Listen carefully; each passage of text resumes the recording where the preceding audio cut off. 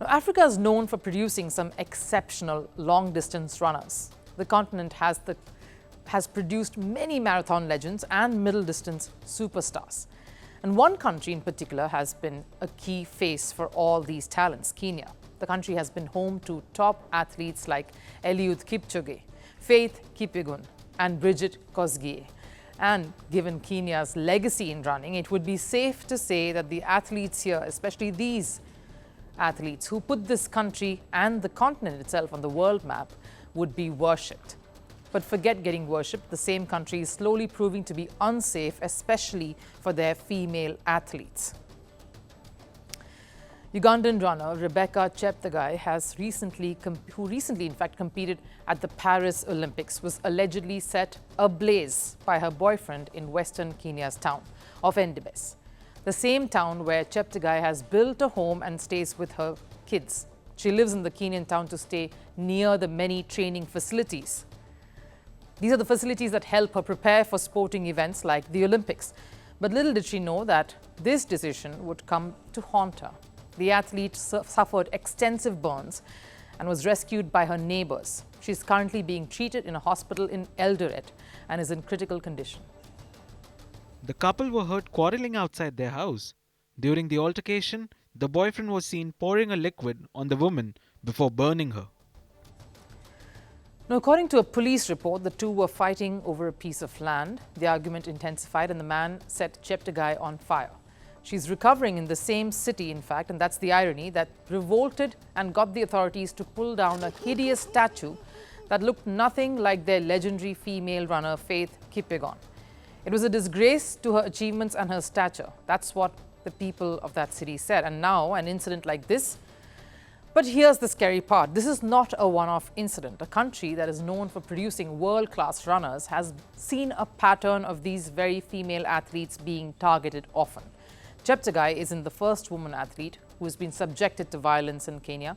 There have been many horrific incidents in the near past concerning female athletes living in Kenya.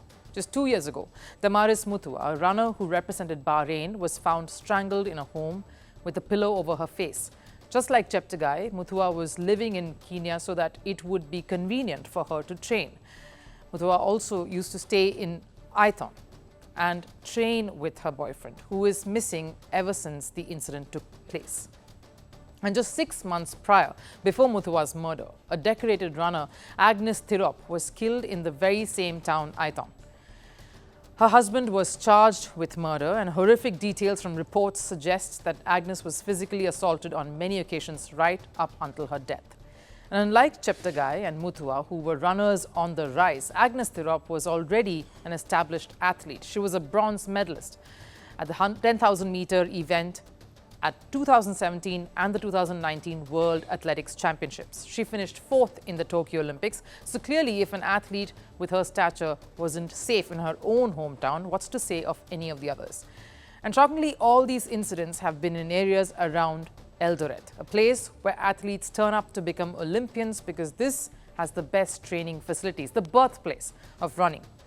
From Eldoret to Ithon, a place famously called as home of champions, and now Endebess. All the places known for producing Olympians, runners who have gone on to rule the world and are now under scrutiny for not being safe for these very athletes.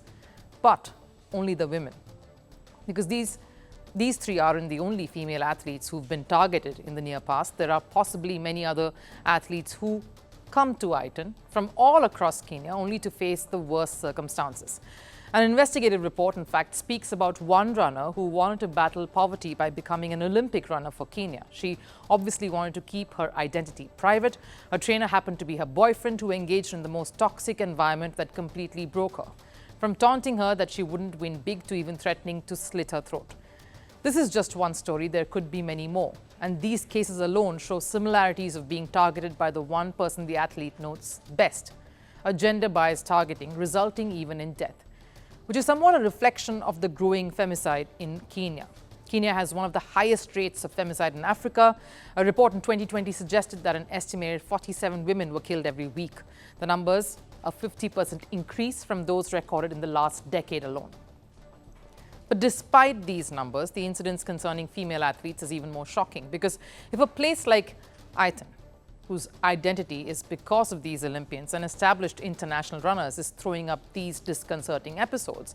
And the truth probably is more severe than it seems. Climate change is on our doorstep. It's time for a revolution to take root. And it starts with 1.4 billion Indians. It starts with one tree for humanity, one tree for Mother Earth, one tree for a future.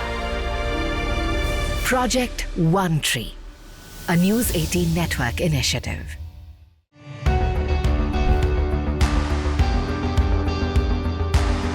Across continents, one powerful news source.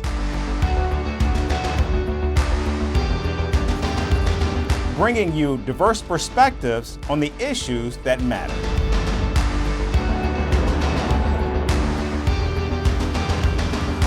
We go beyond the boundaries to give you that little extra about every sporting moment.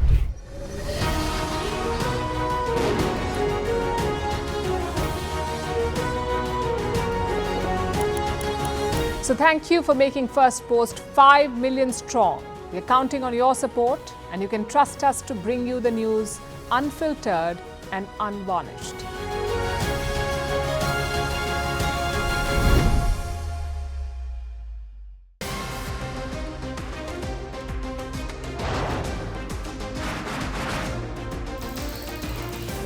Obviously today, the T20 World Cup bandwagon has moved across to the West Indies. What can you expect from this?